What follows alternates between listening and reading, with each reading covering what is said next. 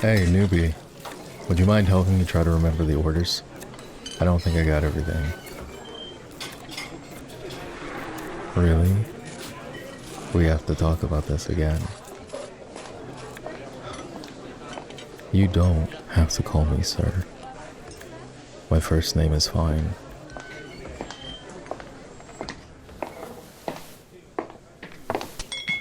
Okay, let's get the sampler tray again and maybe cut back on the spice. I forgot Andy was a lightweight when it came to the spice. Okay, so what? Maybe I didn't actually need you to remember the orders from the team.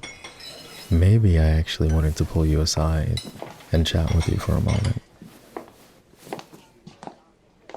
Because I want to see how you're feeling after a few weeks on the team and all. Any issues? Any blockers?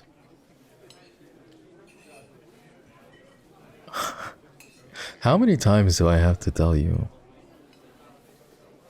You keep calling me sir. I might start taking it personally.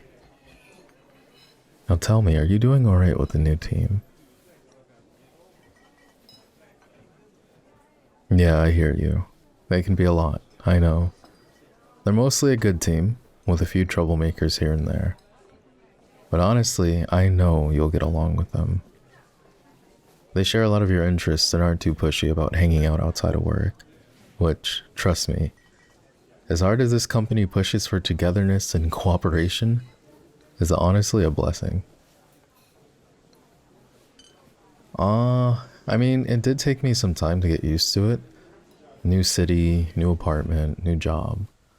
Fresh start and all. Definitely was not about the team bonding when I first started. I needed to slowly open up to them, and looking back on it now, it did work out, which is nice. Can I tell you something? And just don't make it awkward. I really missed you. It's not exactly fair, I know, but I really missed how easy it is to talk to you. And it could be about, God, anything. I never felt judged or lesser with you.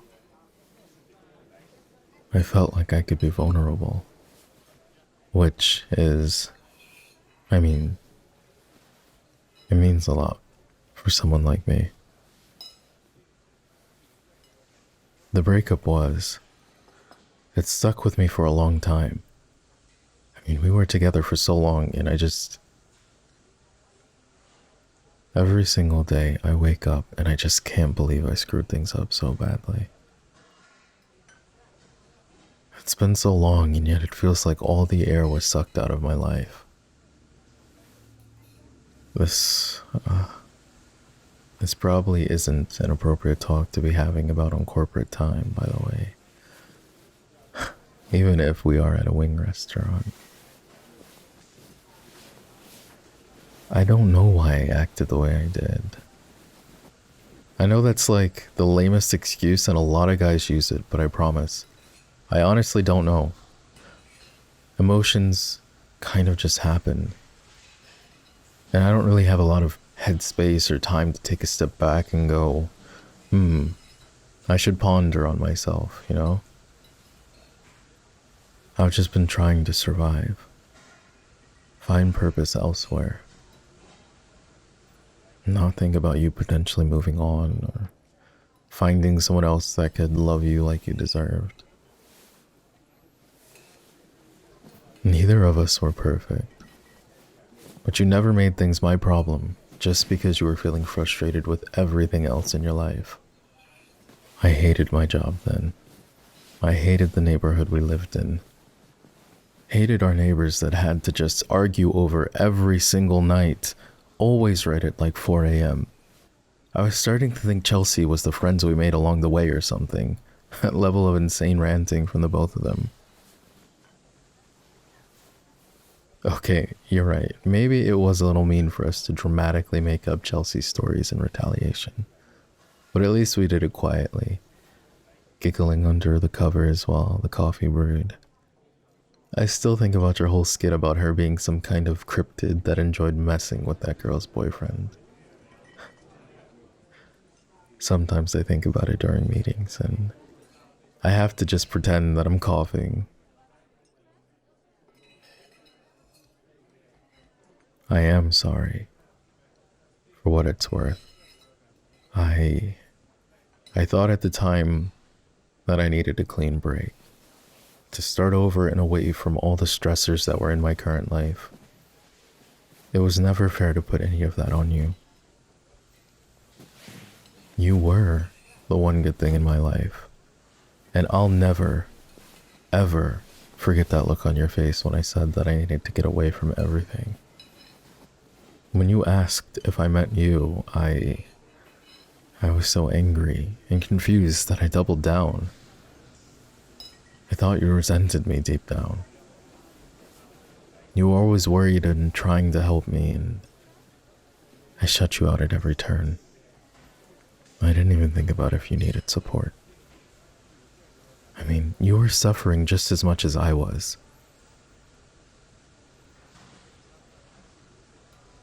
Honestly, I thought you'd be happier without me. I thought I was doing you a favor. I knew I wasn't healthy, and I just didn't want to drag you down any further. It wasn't until that last night before I moved out that it all hit me. I had made the worst mistake of my life up until that point. I thought you'd yell at me or give me the silent treatment as I moved out. I figured you'd hate me. But when you asked if we could hold each other one last time, and I felt you crying silently against my chest, I know you weren't trying to manipulate me. Of course not. You were sad. I'd broken your heart after I promised I'd always stay by you. I just didn't know how much your pain would gut me until you shut the door after me for the last time. I almost turned back and knocked. A sense of panic washed over me, and I wanted to beg and plead and grovel and do anything it took for me to gain your trust again. For you to want me again. And I guess, in that moment, I realized I'd only do more harm. You loved me. You were ready to commit your whole life to being by my side, and I was too blind at the time to know how lucky I was. Did you ever date anyone after me? That's fair. If someone hurts you, you can tell me and I'll... Okay, right. You're right. I'm your boss now, not your boyfriend. It's not my job to go around beating up any nasty exes you might have. Except for myself. I'm an exception. Well, it is nice to hear that you don't hold any ill will. And it's both nice and sad that you're worried about me after I left. Can I ask you something? Did you ever think about maybe reaching out after? No, I never hated you. God, it kills me that you thought I did. I know I said I hated everything in my life then. I swear something happens between the time I form a thought and the time the words actually leave my lips. It's like there's a scramble ray and it just won't let me talk like a regular person. It is nice to talk to you. To talk all of this out, even after all of that silence. We should probably get back to the team once the food comes to the counter and all. They might start gossiping otherwise, and I don't want your time here to be any more awkward than it needs to be, you know? By the way, I informed HR and they were fine with it, so long as we keep it civil and all.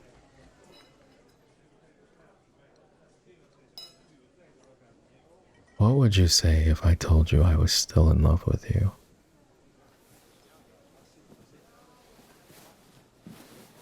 I know we can't, I just... I guess I wanted to hear it. One last time. I'm sorry, I know it's selfish. You still care about me? Alright, the food's here. Time to head back into corporate wonderland.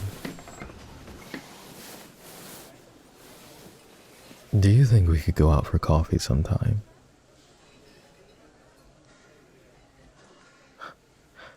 Oh, I'm aware I'm playing a dangerous game. Trust me. I'm aware.